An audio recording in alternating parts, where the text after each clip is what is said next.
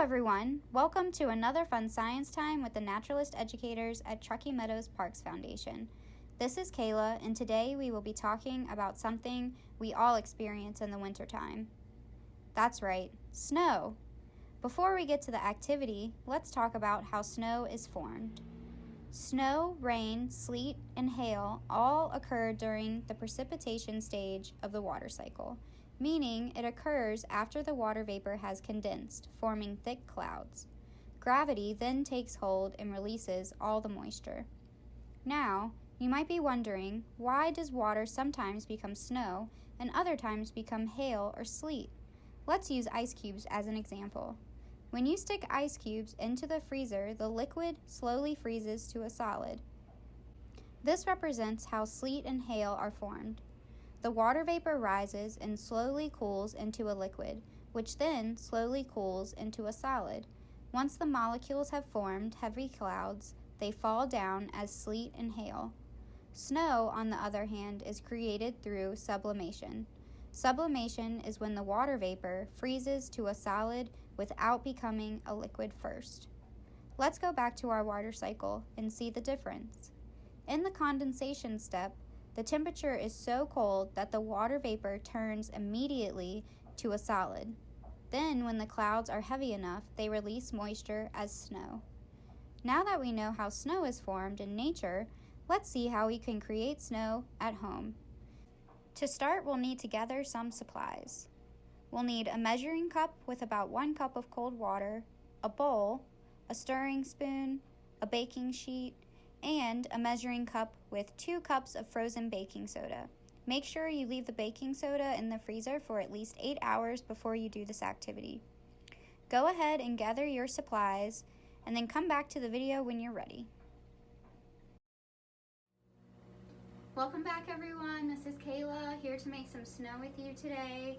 And so I have my supplies. I have a mixing bowl and my stirring spoon. I have a baking sheet. I have my frozen baking soda. It's set in the freezer overnight. And then I have about a cup of cold water. You might use all of it, you might not. And so first we're going to use our baking soda. And the baking soda is going to represent all of those frozen particles that are already in the atmosphere. So it's winter time and all of those particles are frozen because it's below 32 degrees all the way up in the sky. And our mixing bowl is going to represent the atmosphere.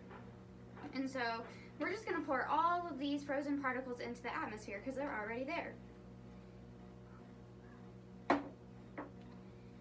And then we're going to use our cold water, which unfortunately I wish this was water vapor, but we're going to use our imagination because that's really hard to achieve. So imagine that this is the water vapor and it's evaporating off of the trees, off of the grass, off of the cement, and we're going to slowly evaporate it into our atmosphere. So just do a little bit at a time, pour in a little bit and then stir.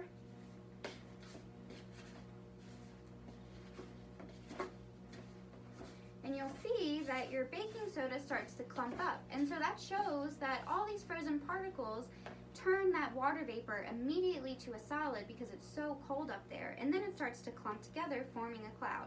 And so now we're just going to keep stirring until we form the cloud that we wanted.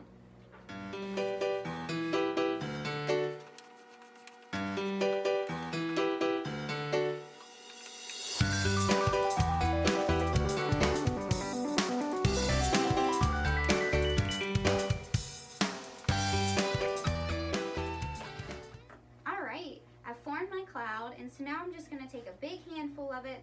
And so clouds, as they form, they get heavier and heavier, and eventually they have to release that moisture. And then gravity takes hold, and the moisture comes down as snow, in our case, or rain, sleet, or hail. And I have a baking sheet here because the snow can get a little bit messy, but now you can pour out the rest of your snow. Please don't eat it because it's not edible. And then have some fun with it. You could make snow people, a snow village, have a mini snowball fight. And I would love to hear what you guys decide to do with your snow, so please leave a comment in the comment section below. I hope you had a great time learning about how snow is formed in nature and how you can enjoy it in your own home.